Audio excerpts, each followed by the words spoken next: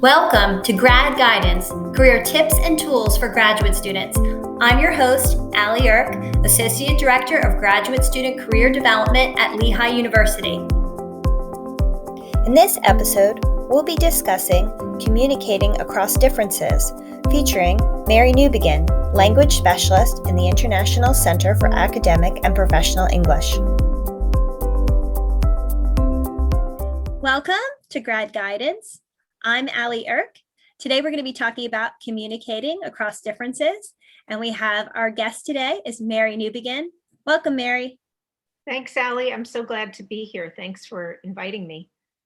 Well, I'm glad that you could take time to be here today to share on this important topic. So I wanted to start with if you could tell us a little bit more about your professional background and your role here at Lehigh. Oh, yes, of course. So I've been teaching since I graduated from college. And, early in the 2000s, I started working with international students. I studied languages in college also, and always just been so intrigued with travel and things like that. So I went back to school and got a master's degree in TESOL, and I'm really just so excited to be at Lehigh. I've been working here since 2011 and working with international students, well, all told since 2006. So in my 30 years plus of teaching, I think this is where I've found my home. And I have the good fortune of working with students from all over the world in my role at ICAPE. I'm a language specialist, and we also do some assessment and some coaching. We do workshops, but I think you're going to get into that too. So thanks again for having me. Well, I appreciate all the work that you do and the work that ICAPE does, and it's been wonderful to collaborate with you and your department in multiple ways. So I want to dive into our topic. So I wanted to start with if you could tell more about what does it mean to effectively communicate across differences, and why is that important? Oh, sure. Gosh, it's so important because, right, you think about, so for example, this semester, I'm working with just graduate students for the first time in quite a while. I typically teach freshman composition in both the fall and the spring. And, we have 83 countries represented at Lehigh. At least the last time I looked at the OISS report. That is incredible when you think about it on our campus to have such rich linguistic and cultural background, all around us. So, of course, our language and our culture influence the way we communicate, and it's very important, more than ever now on Zoom. I think we don't have the full benefit of meeting in person to really understand how to listen and how to talk to other people and make sure that your message aligns with the intent. The received message aligns with the intent with which it was sent. So those are my thoughts on that. Oh, I think those are excellent points. I mean, communication is so critical across all settings for both your work that you do in your program of study, but also in the workplace, and even in your relationships. It's really important to be able to communicate well. So glad you could share more. So I'm wondering if you could talk a little bit about some of the factors that impact communication, as I recognize it's complex. Oh gosh, yeah. They say that culture is just the tip of an iceberg, right? If you think about what an iceberg looks like in the water, and that culture, that observed culture is, the tip of the iceberg are things like, that you would probably already know. It takes time to understand the deeper culture, things like, attitudes about raising children, religious beliefs, things beyond what we, might typically know, like holidays and traditional foods and things like that. So I think that's where the listening really just comes in as such an important factor. And I think there was a second part of your question. Forgive me. Oh, no, I just was curious about some of the factors you see that impact communication. And I think that kind of leads us to the next question, which I think they're intricately connected, is what are some of the ways that students can improve their skills so that they can effectively communicate with individuals from diverse cultures and backgrounds? I think just getting to know people and recognizing the sameness in all of us. I think I started to say a little earlier for our graduate students here at Lehigh. Um, what you're doing sometimes to get a degree in another country is leaving for years and moving away from family, and this is true of undergraduates as well. But um, that program for 5 or 6 or 7 years becomes your whole life. So there's a lot of investment. I think the other thing that happens is Lehigh is a busy place. Everyone is busy. Just taking time to slow down and learn about other people, and be open-minded. In terms of communication, there are some strategies that we really go into detail with in our workshops. Um, but if there is a miscommunication, using certain strategies can be useful. And I don't know if that was a question that you were going to get into or not. Yeah, I would love to hear some of the strategies when you think about what makes effective conversations. What are some of the strategies you can use so that you can listen, like you mentioned, or be an effective communicator? I think we'd love to hear some of those. Sure. I think, well, first of all, learning the art of small talk, learning how to just talk to people and be able to ask questions about the other person. And again, listening and knowing how to take that information and build on it. So in other words, I'll give an example. When we got on the call, you and I know each other and we're friendly. So we had a nice little back and forth conversation. But let's just say that you said to me, "Oh, I had a busy week." I could then say, "Oh, Allie, what happened that was so interesting for you this week? Tell me about it." Asking open-ended questions and letting the other person have a chance to speak is certainly a great way to learn about people, but definitely mastering the art of small talk, I think. Being present and paying attention to the speaker, the conversation that's going on, I think is also um, very important. We have the additional challenge of Zoom. And I think when you're interviewing or you have a high stakes conversation on Zoom, you really have to focus and not let yourself get sidetracked. That tendency to peek at your phone or do something else can really be a cause of miscommunication, I think. Um, I think that you have to remember that nonverbal communication is just as important as verbal communication, that it's important to look at the person in the eye. If you have a disagreement and there's something that you don't agree on, use I statements, speak factually, and be very tactful. I feel that, or sometimes just asking a question. "Oh, tell me why you think that." And then you get more information from the person and you can understand a little bit more. But again, we really go deep into some of these strategies in some of our communication workshops. And so I would invite anyone who's interested in learning more about that to join us.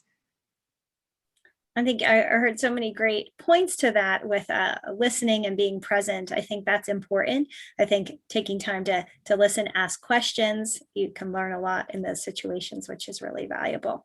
I also love the point you were talking about nonverbal communication. I think, and you mentioned being on Zoom too, I think that's one of the areas that can sometimes take more energy, right? We're in a virtual environment where those nonverbal cues may be more difficult to pick up. Mhm.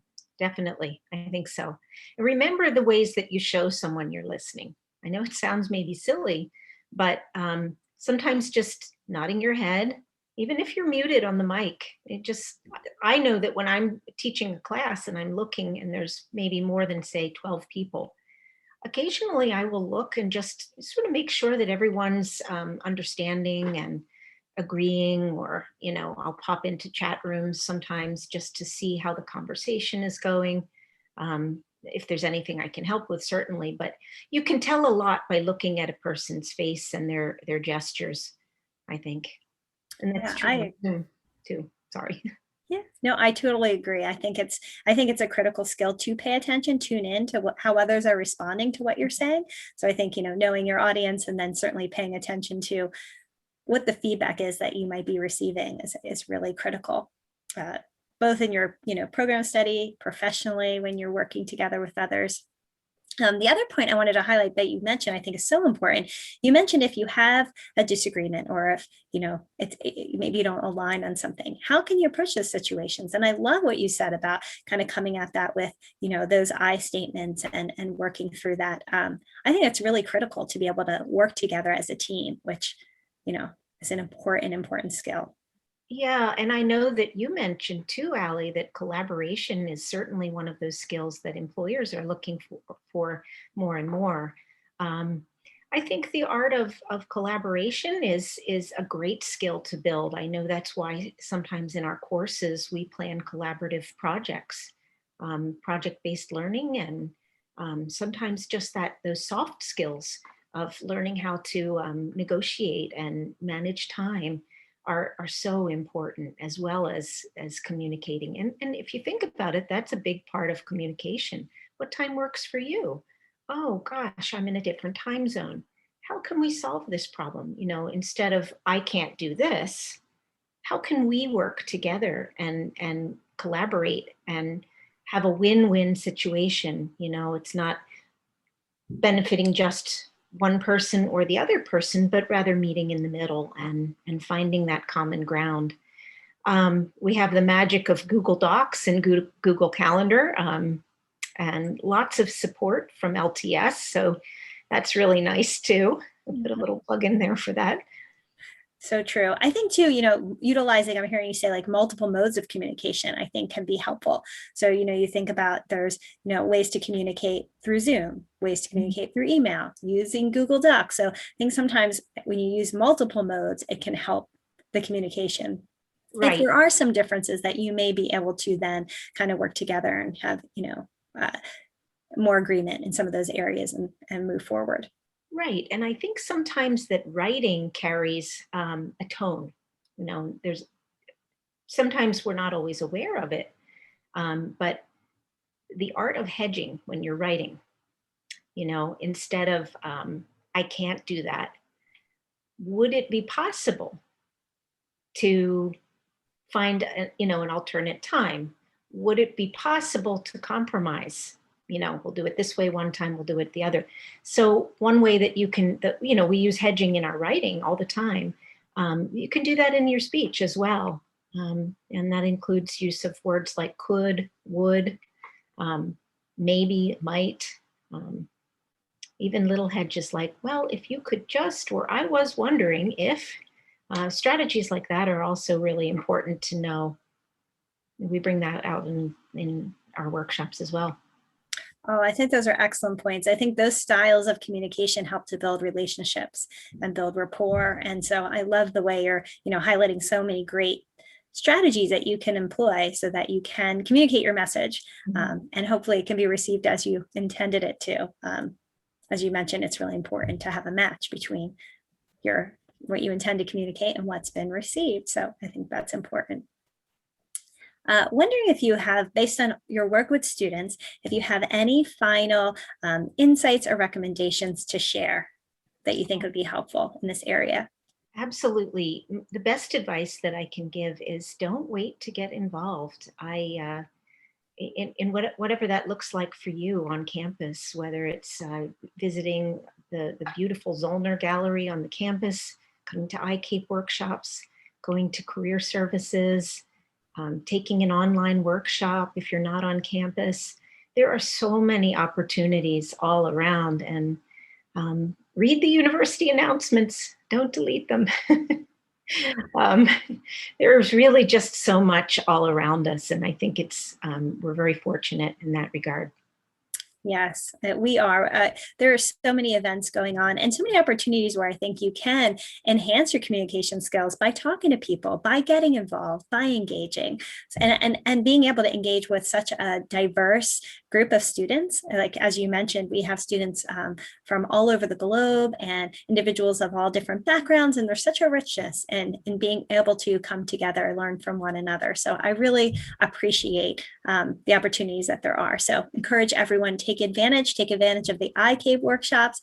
We have lots of workshops even that we do collaboratively often. So it's a really wonderful way that you can continue to strengthen your communication skills, I would certainly say. Absolutely. Thanks, Allie.